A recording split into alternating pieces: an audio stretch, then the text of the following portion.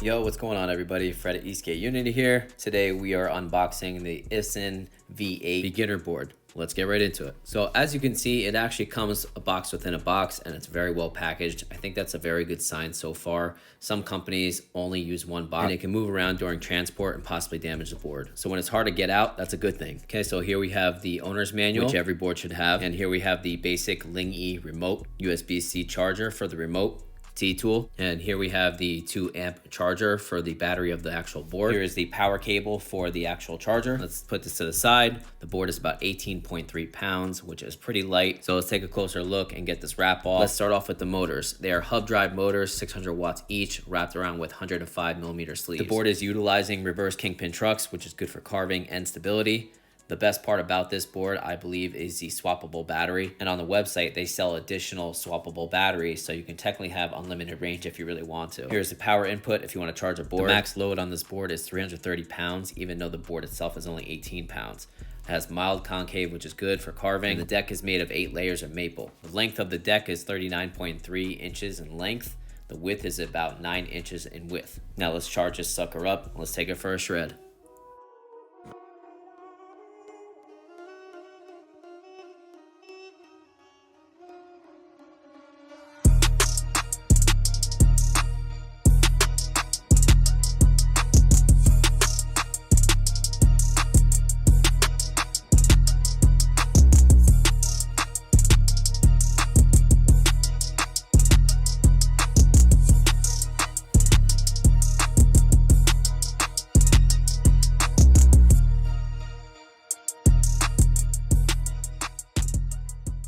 Okay, so let's talk about the deck first.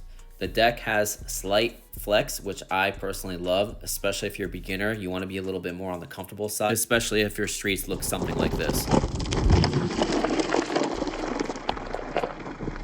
Now, when you combine the soft, flexible deck with these big 105 millimeter wheels, you're really having a good, comfortable ride. You don't have to worry about these really bad roads, pebbles, rocks, and all kinds of different potholes in the road. I would say this is the first budget-friendly board that I've ridden off-roading that I was very comfortable with because of that deck and those big, fat 105 millimeter wheels. So everyday bad roads, light off-roading, and even sidewalks, the board can absolutely take it.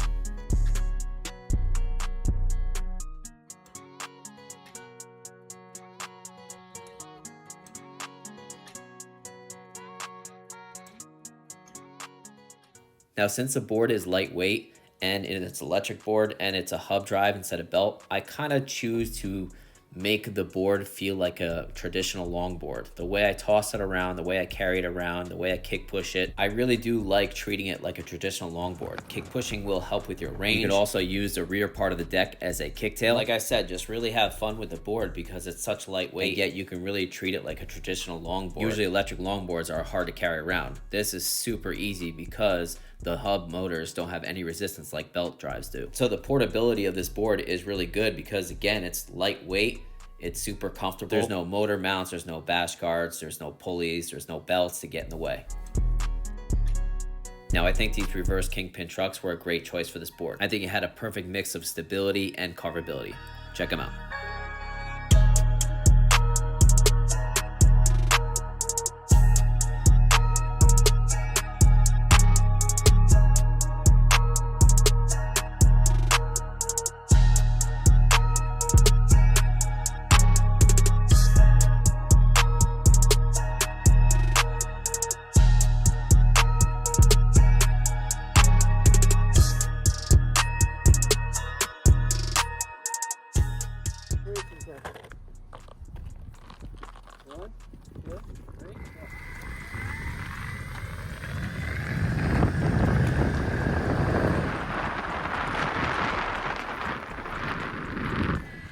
Okay, so let's talk about these cool features. A lot of these budget boards don't have some of these features. Now, if you hold down the button, your lights come on. As you can see, they have rear lights on the ESC and front lights where the battery is. If you hold down the button again, it'll shut off all the lights. There's also a separate battery light indicator and also your power button right on the ESC.